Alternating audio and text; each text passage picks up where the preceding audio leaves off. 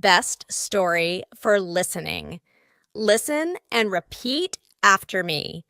A poor man was married to a beautiful woman.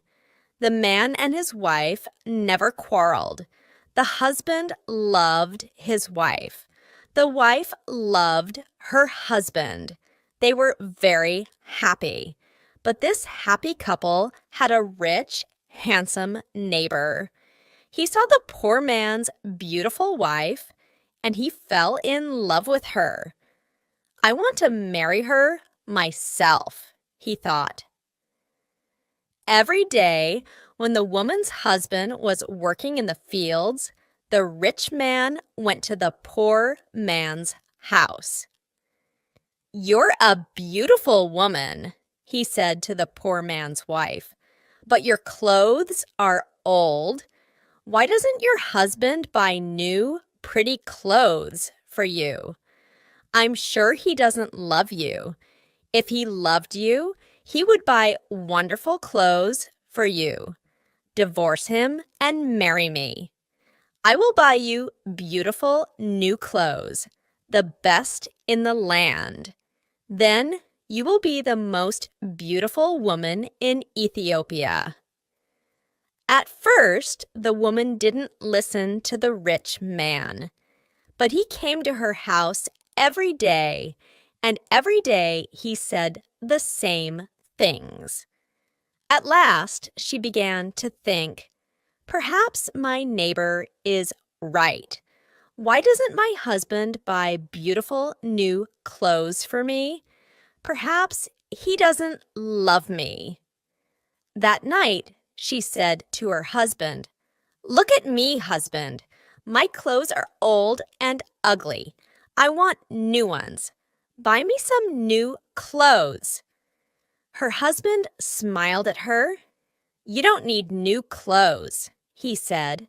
"You are the most beautiful woman in the world to me." She was angry. "Don't you love me?" she said. "If you love me, buy me a new dress."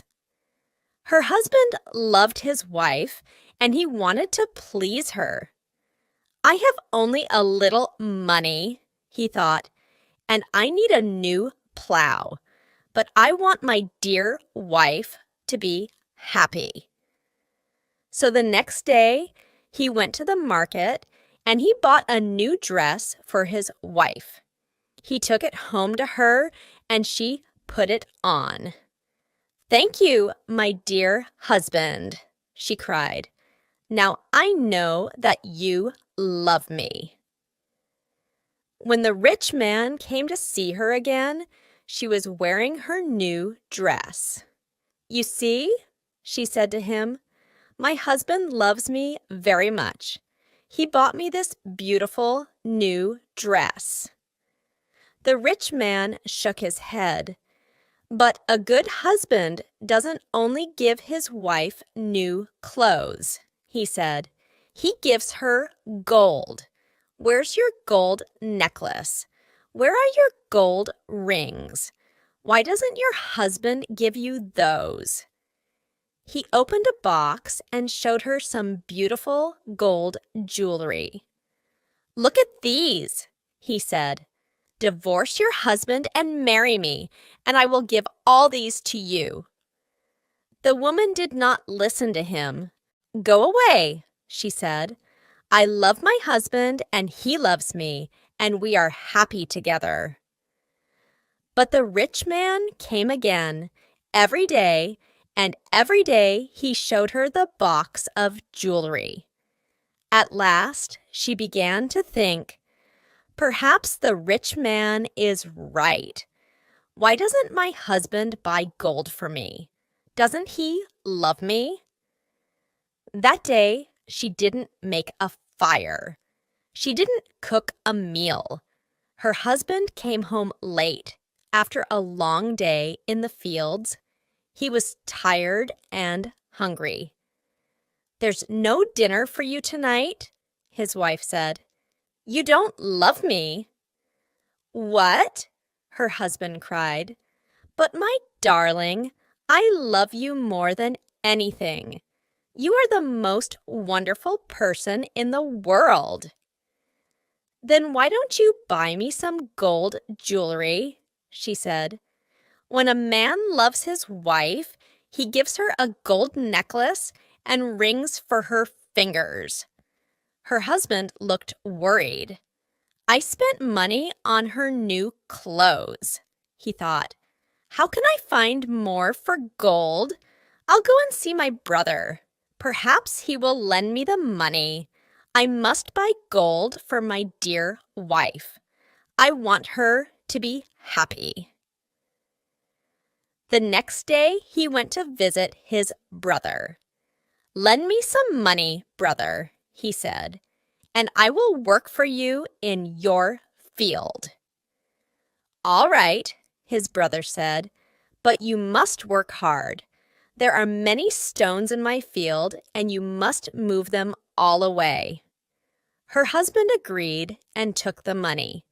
He went to the market and bought some gold jewelry. Then he took it home to his wife. His wife was very happy. She put the necklace round her neck and put the rings on her fingers. "Look at me," she said. "Am I not beautiful?"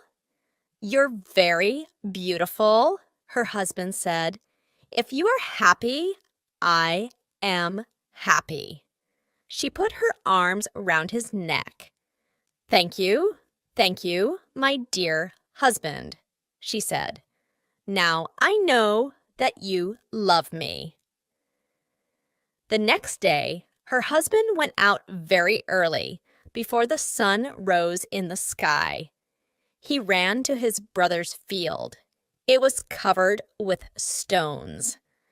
"I must work very hard now," he thought. "I must start early and stop late. I must pay my debt to my brother." His wife was working happily at home. "I'll make a wonderful dinner for my husband tonight," she thought. "He gives me wonderful presents. He works hard for me. I know that he loves me." "Hello?" a voice called out. "Are you there?" The woman went outside. Her rich neighbor was there. "Ah, it's you," the woman said. "Listen, neighbor, you were wrong about my husband. Yesterday, he bought me this beautiful jewelry. He loves me very much, and I love him. I will not divorce him. I will not marry you." The rich man was worried. Her husband loves her too much, he thought. If I want her, I must be clever. At last he said, "Your husband gave you clothes and jewelry, but I can give you more than that." "What? What do you mean?" the woman cried. "Can your husband make miracles?" the rich man asked. "Miracles? No, of course he can't make miracles," the woman answered. "Only God can make miracles. Men cannot make them." "But I can," the man said, "because I love you. Love can make miracles. If your husband loves you, he can make miracles for you. If you love me, I will make miracles for you." "Make a miracle for me now," the woman said. "I can't," the rich man answered. "You must promise to love me first. You must leave your husband and come to me. Then I will make wonderful, wonderful miracles for you." The woman said nothing, and the rich man went away. That night, the poor man came home late. He was very tired and hungry. His wife brought water for him, and he washed himself. She brought delicious food for him, and he ate it. "My poor husband," she thought. "He works so hard for me, and he is so tired and hungry. The rich man is foolish. How can my husband make miracles? It's impossible. But the next day, and the day after, and the day after that, the rich man came to her house again. "Did your husband make a miracle for you yesterday?" he asked the woman. "Leave him and love me, and I will make many, many miracles for you every day." At last, the women began to listen to him. One day, when her husband came home, she was sad. "Wife, dear wife, what is wrong with you?" cried her husband. "Are you sick?" "No," she said. "I'm sad because you do not love me." "What?" cried her husband. "But you know that I love you. I bought you new clothes.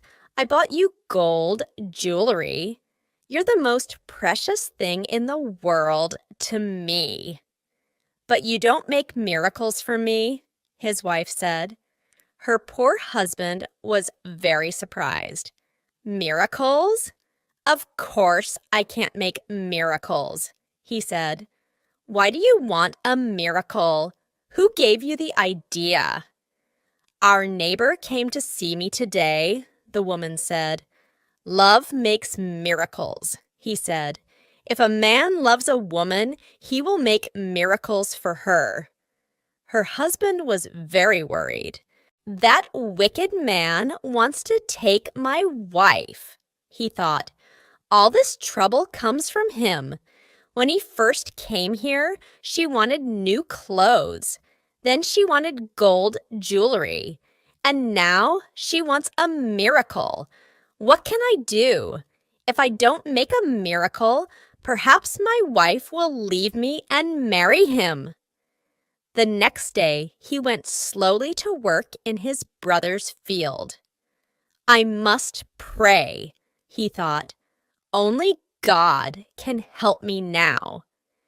He looked up to heaven.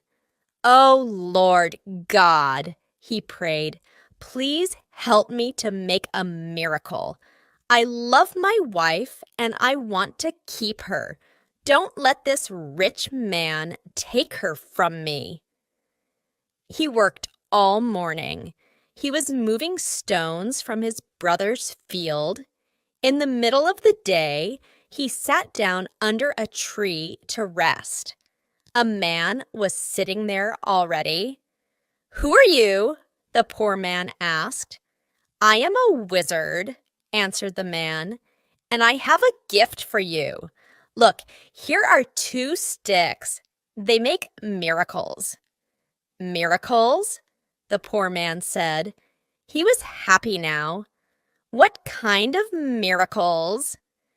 "If you touch a person with the first stick," the wizard said, "he will become a donkey." The poor man thought of the rich man and he smiled. "A donkey?" he said. "That's very good.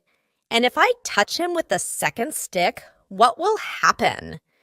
"He will become a man again," said the wizard. The poor man took the sticks and jumped up. "Oh, thank you, my friend," he said. "I prayed to God and he sent you to me. Now I can keep my wife and punish my enemy." He ran home. "Wife," he called out, "come here. I'm going to make a miracle." His wife came out of the house. "A miracle?" she said. "What miracle?" "Look," said her husband. He touched her with the first stick. At once, she became a donkey. She lifted her head and tried to speak, but she could not. "Hee-haw, hee-haw," was all she could say. Her husband touched her with the other stick. At once, she became a woman again. "Husband, that's wonderful," she said. "It's a real miracle. How did you do it?" "I prayed to God," her husband said. and he helped me. And now, wife, I am going to punish my enemy." "Your enemy?" said his wife. "Who is that?" "You know my enemy," her husband said. He was looking at her. He wasn't smiling now. "It's the rich man, our neighbor. He comes to our house when I'm working in the fields. He gives you bad ideas. Ask your husband for new clothes," he says. "Ask him for gold jewelry. Ask him for a miracle. Am I right? Did our rich neighbor give you all these ideas?" His wife said nothing. "And did you listen to him?" her husband went on. His wife did not look at him. She was ashamed. "I'm sorry," she said. "It's true. He said all those things. He wanted me to divorce you and marry him, and I listened to him." "And do you want to divorce me and marry him?" her husband asked. She looked at him. Her eyes were full of tears. "No, dear husband, I want to stay with you forever, and I will never listen to him again." "Then take this stick," her husband said, "and touch the rich man with it." He gave his wife the first stick, but he hid the second one in the roof. The next day, he went to work. Soon, the rich man arrived at the woman's house. "Well," he asked her, "and can your husband make miracles yet?" "Yes," she said, and she touched him with the first stick. At once, the rich man changed into a donkey. "Now," said the woman, "you can go to work and help my dear husband." She took the donkey out to the fields. Her husband was working there. He was moving stones from his brother's field. "Ah," he said, "a donkey. Now I can finish the job quickly." From that day, the poor man gave the donkey many heavy loads to carry. The donkey carried stones away from the fields. It took sacks of teff to the market, and it brought flour and coffee home again.